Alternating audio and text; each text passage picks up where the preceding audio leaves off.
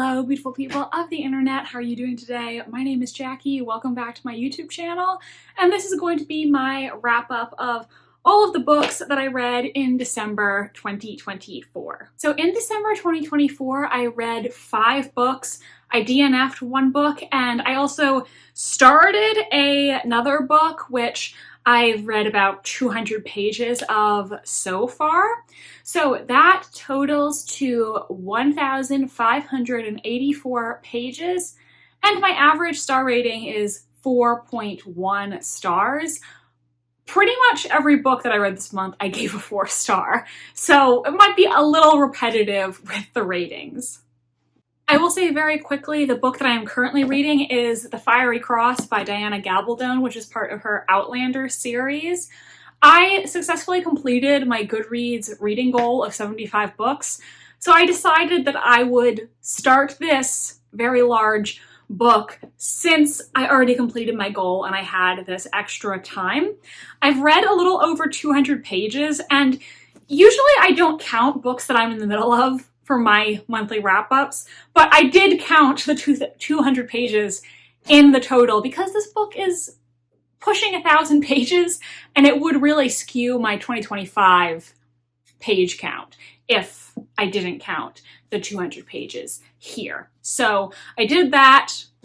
It's been 2 years since I read an Outlander book, and I will say the beginning of this one was kind of slow, but I've seen a lot of people online say to keep going, that it gets so much better, and that all of the seemingly boring things at the beginning are relevant in the end. So we'll see, but that is what I'm currently reading.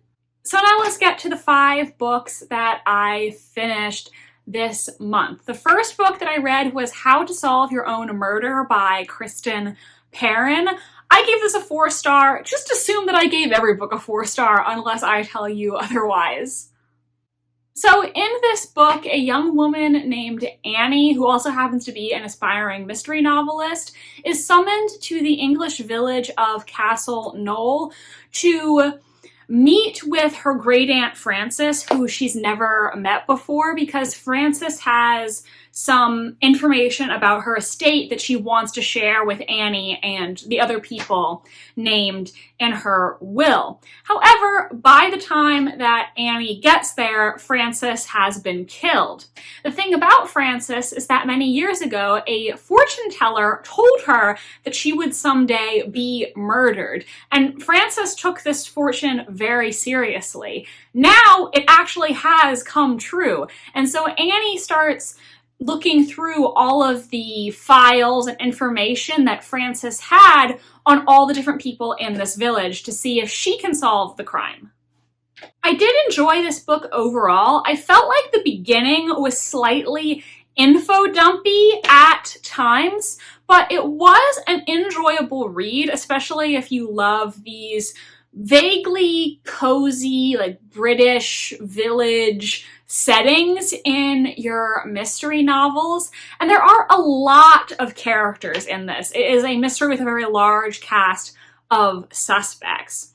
I did enjoy how, in addition to Annie's narration, we were also getting excerpts from Frances's diary from many years earlier. I don't remember if I guessed the murderer correctly or not. I think there were some things that I had figured out, but I don't remember if that specific person was who I thought the murderer was. I honestly don't remember. I did think this was an enjoyable mystery, and I would recommend it. It is the first in a series, so I'm not sure if I'm going to read the sequel or not, just because I don't know if, like, in my opinion, this book really needs a sequel. So considering how many mystery series I'm already reading, I don't know if this is one that I'm really going to prioritize when I already have a very long series TBR. After that, I read Silent Night's Christmas Mysteries, edited by Martin Edwards. Martin Edwards is the current president of the Detection Club, so he has edited a bunch of anthologies of classic mystery stories from famous British authors from the golden age of detective fiction. They usually have themes, and this theme obviously is Christmas mysteries. One thing that I do appreciate about these anthologies is that Martin Edwards always includes very famous authors like Arthur Conan Doyle, Marjorie Allingham, Dorothy L. Sayers, but he also makes an effort to include stories from authors who are not as well remembered or who maybe didn't write a lot of stories, but that he still thinks their stories are worthwhile for people to check out. So I like that he has that blend of very famous stories and hidden gems. One of these stories, I believe it was the Nicholas Blake story. Let me check that's... Yes, the Nicholas Blake story. It actually ends saying, oh, have you guessed correctly who the murderer is? There were 5 major clues and other little clues in this story.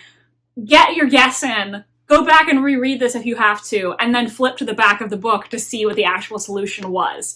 And I thought that was really fun. I actually did go and reread the story a second time to sort of build my case in my mind, and then went and read the solution, which I thought was just a really fun way to do a short story. I think that was probably my favorite in the collection. And after that was my 4.5-star read, Agatha Christie and Elusive Woman by Lucy Worsley. I believe this was published in the UK with the title A Very Elusive Woman, so you maybe have heard it referred to that as well. This is Lucy Worsley's biography of Agatha Christie, and since Agatha Christie is one of my all-time favorite authors, I have been wanting to read this for a while.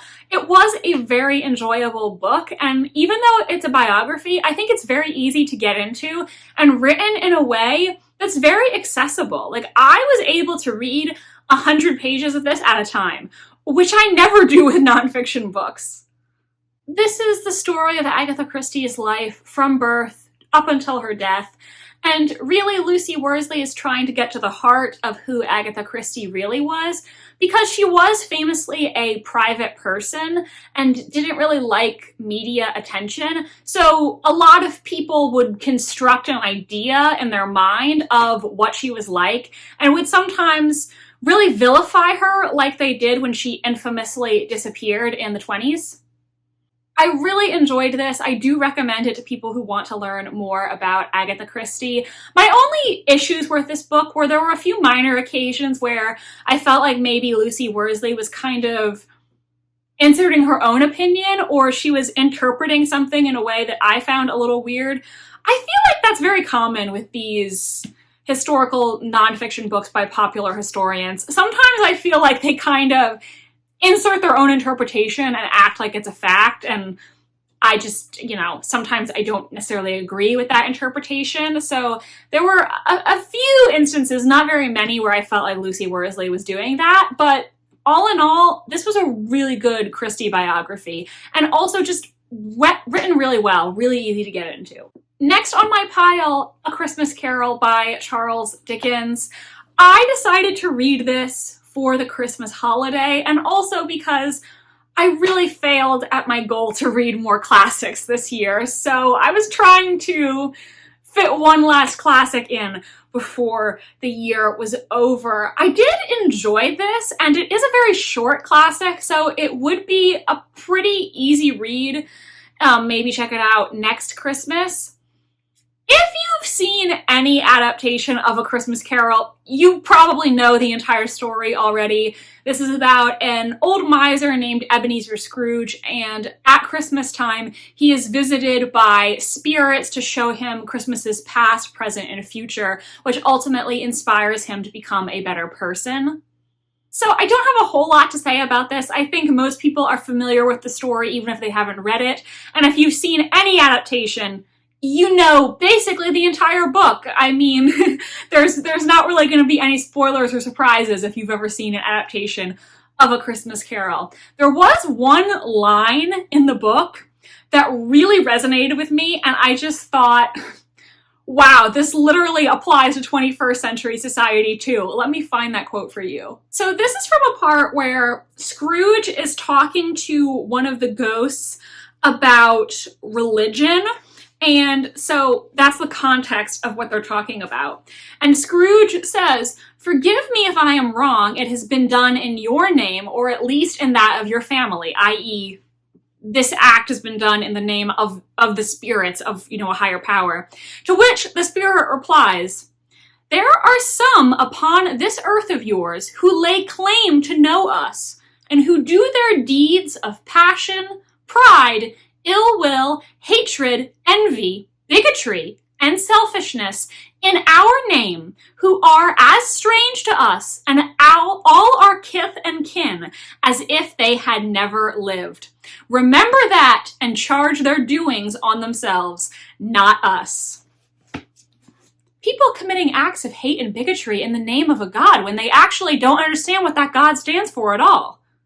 Huh. Sounds familiar. And the last book that I need to talk about in this video is A Trace of Poison by Colleen Cambridge. This is the second Phillida Bright mystery. So Phillida Bright is the fictitious housekeeper to Agatha Christie and her second husband, Max Mallowan.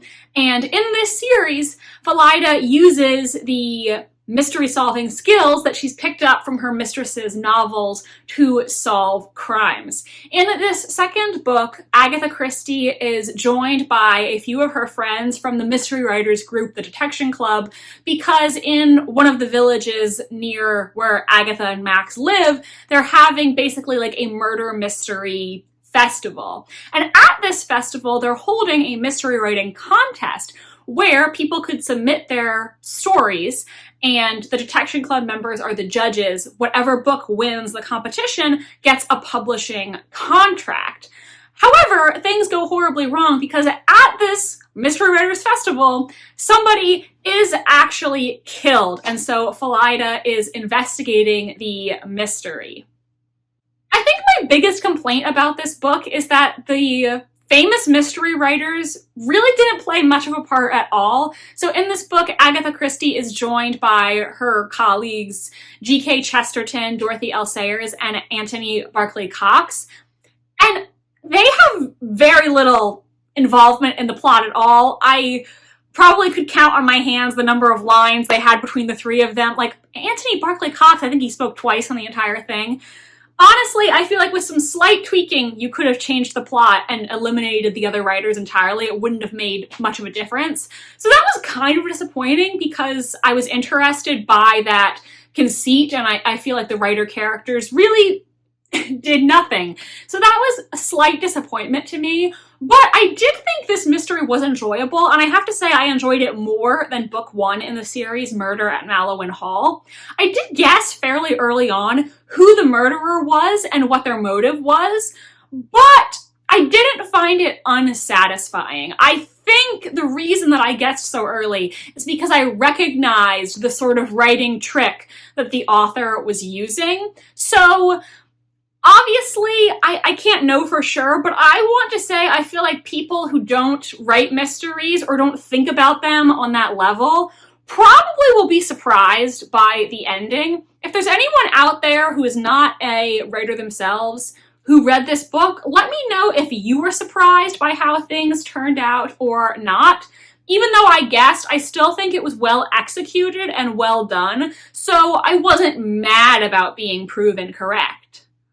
All right, everyone, so those are the books that I read in the month of December 2024.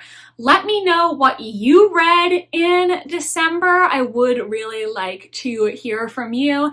And if you're still here watching, but you don't know what to comment, why don't you leave a Christmas tree emoji in the comment section down below.